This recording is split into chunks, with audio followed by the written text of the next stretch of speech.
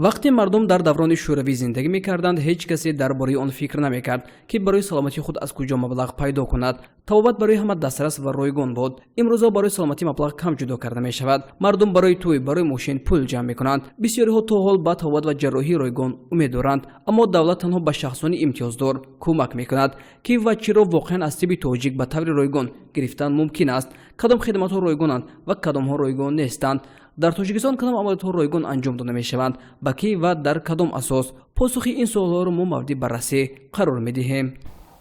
тибқи тартиби муқаррар гардида барои пешниҳод намудани хизматрасонии ройгон асос шуда метавонанд ҳуҷҷатҳои тасдиқкунандаи ин шаҳрванд, масалан агар мегирем шаҳрванд иштирокчии ҷанги бузурги ватанӣ ё ин ки иштирокчии ҷанги интернационалисти афғон бошад, он гоҳ шаҳрванд метавонад ҳуҷҷати тасдиқкунандаи худро ба муассиса пешниҳод намояд ва тибқи пешниҳоди ҳуҷҷати тасдиқкунанда табиби оилавӣ ки ҷои зисти он шаҳрванд мебошад дар асоси ташхисҳои гузарондашуда метавонад зарурият агар ба бистарӣ бошад тариқи рохати марказҳои саломатии ноҳиявӣ ё ин ки деҳот ҷои зист ба сохтори бистарикунонӣ равона намояд ва дар ин ҳолат аз ҷониби сохтори бистарикунонӣ танҳо дар асоси ҳуҷҷати тасдиқкунандаи ин шаҳрванд ва рохати табибони оилавии ҷои зист метавонад хизматрасонии ройгон ба ин шаҳрванд расонад. боиси зикр аст ки дар кишвар Қарори Ҳукумати Ҷумҳурии Тоҷикистон аз 2 декабри соли 2008 таҳти рақами 600 дар бораи тартиби хизматрасонии тиббию санитарӣ ба шаҳрвандони Ҷумҳурии Тоҷикистон дар муассисаҳои системаи давлатии тандурустӣ амал менамояд. Тибқи муқаррароти қонуни мазкур пардохти хизматрасонии тиббию санитарӣ ба шаҳрвандони Ҷумҳурии Тоҷикистон дар муассисаҳои системаи давлатии тандурустӣ дар асоси банди 4 гурӯҳе аз шаҳрвандоне ки мутобиқи мақоми иҷтимоӣ барои гирифтани хизматрасониҳои тиббии ройгон ҳуқуқ доранд, аз ҷумла иштирокчиёни ҷанги бузурги ватанӣ, маъюбони гурӯҳҳои 1 ва 2, нафарони камбизоат ва дигарон. абдуҳалим ҷураев устоди донишгоҳи давлатии хуҷанд ба номи академик бобоҷон ғафуров ва ҳамчунин нафақахӯр мебошад. ном бурда гирифтори бемории сактаи шадиди қалб буда айни замон дар беморхонаи марказии ноҳияи бобоҷон ғафуров бистарӣ мебошад ва тавобат гирифта истодааст. табибон мунтазам аз аҳволи ӯ бохабар гашта ҳолати ӯро назорат менамоянд. барои номбурда ҳамаи хизматрасониҳои тиббӣ ройгон мебошад, зеро тибқи муқаррароти қонун ин нави беморӣ дар давраи муайян ройгон тавобат карда мешавад. ман ки акун нафақахӯр ҳастам, мувофиқи фармони 600 фармони вазорати маориф ва ҳизби иҷтимоии ҷумҳурии Тоҷикистон тавобати мо ройгон аст.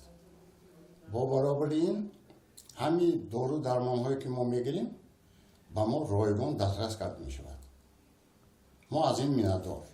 беморон ки ба бемории қалб гирифтор шуданд, ҳар 1-6 моҳ бояд ки онҳо барои пешгирии оянда касал нашудан табобат гиранд. ман ҳам ҳамин хел рӯзи аввали онлигим хеле ҳолати вазним буд, фишори хунам баланд буд. хуб давоми ҳамин 4 рӯз буд, ман худамро хеле хуб ҳис мекунам.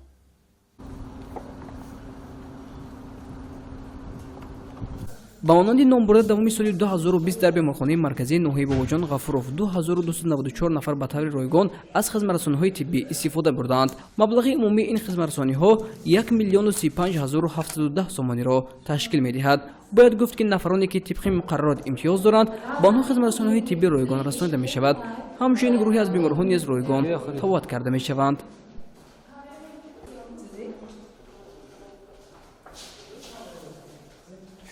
дар беморхона маъюби гурӯҳи 1, 2, сохти конститутсионӣ, ҷанги бузурги ватанӣ, кӯдакони то 1 сола, инҳо тибқи ройгон давоми сол ба 2294 нафар беморон хизматрасонии ройгон ба маблағи 1 миллион 35710 сомонӣ хизматрасонӣ расонида шудааст. дар 5 шӯъбаи беморхона амалиётҳои ҷарроҳӣ бурда мешавад ки зиёда аз 200 нафар беморон ҷарроҳи тибқи ройгон гузаронида шудааст.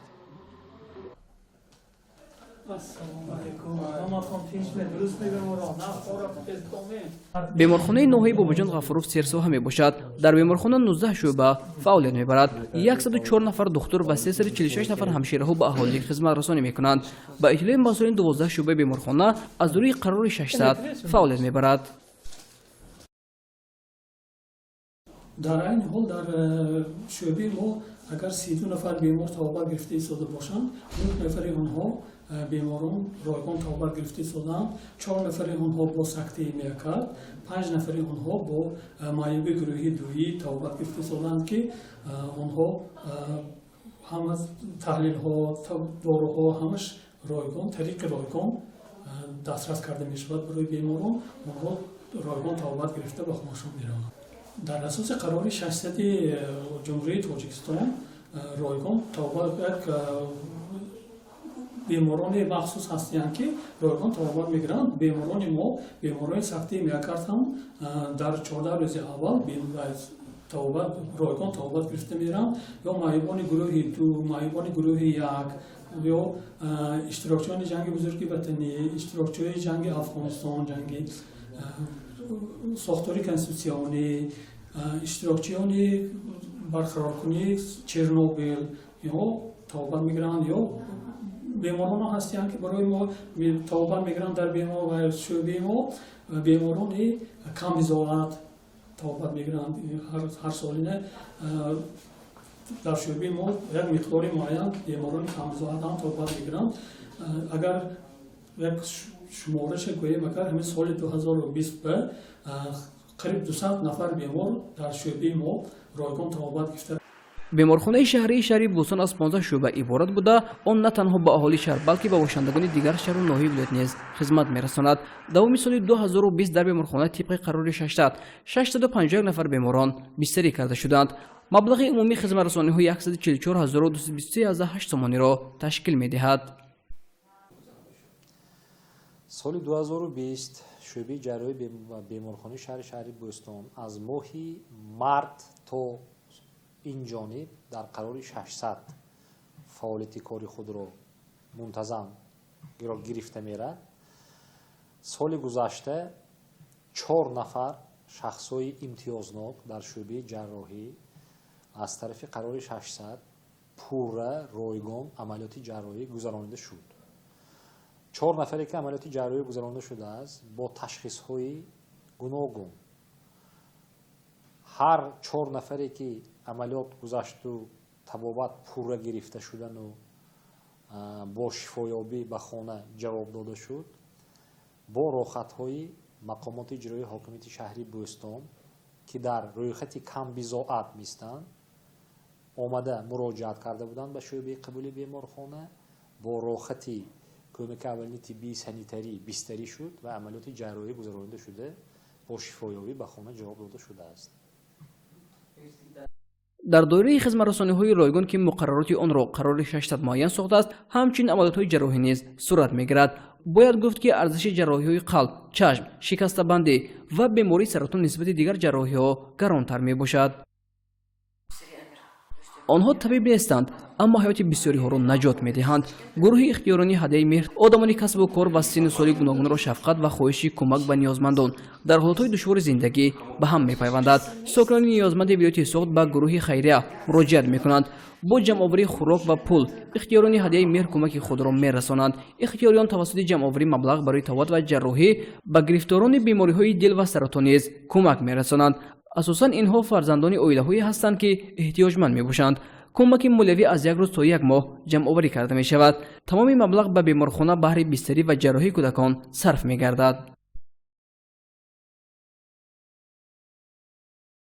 Дети, в первую очередь, самая незащищенная же часть такая населения. Видеть страдания детей, это, по-моему, для любого человека это очень тяжело. Поэтому на первом месте у нас помощь детям. Оплачивалась, вот, как Парвиз сказал, с 13 года, если мы существуем, то это уже 6-7 лет.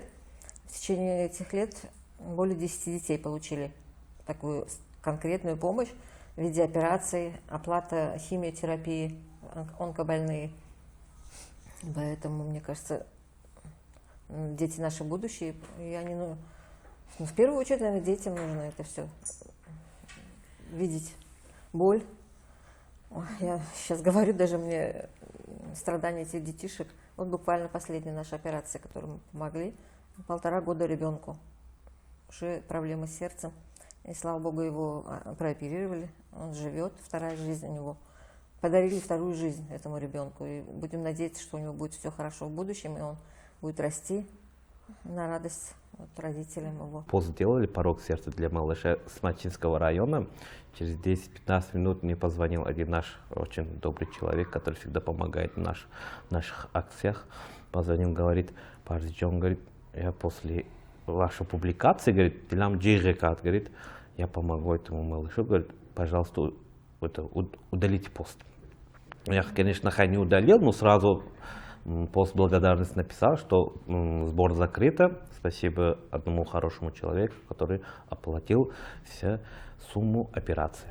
И все. А самый длинный, там месяц был отбор. Не больше месяца, да. В основном люди быстро реагируют на такие посты. Видимо, все-таки есть еще в людях доброта. И не было такого, что мы там в течение года, буквально месяц-два от силы. И собирается определенная сумма. саид сокини шаҳри хуҷанд аст. ӯ ва аҳли оилааш ба рӯйхати шахсоне ки метавонанд ҷарроҳӣ ва табобати ройгон гиранд дохил карда нашуданд. тамоми маблағ барои табобати писари дуюми саид муҳаммадҷон ҳакимӣ ки соли тавлидаш 2019 мебошад сарф шудааст. гурӯҳи ҳадаи мер бо як муроҷиат дар шабакаҳои иҷтимоӣ тавонистанд ки бо ҷамъоварии 28 000 сомонӣ барои ҷарроҳӣ ва доруҳо кӯмак кунанд. мои дастгирӣ кардан ҳадияи мер дар ҳамин сатсани сету ва пост мондан вай кардан маблағ тезтар ҷамъ шуд барои ҷарроҳӣ. асаби ки камтар ҳамин пандемия ҳамин хел ҳолатҳо шуд, ҷарроҳӣ мо дохили Тоҷикистон ба вай вақтанда намешуд.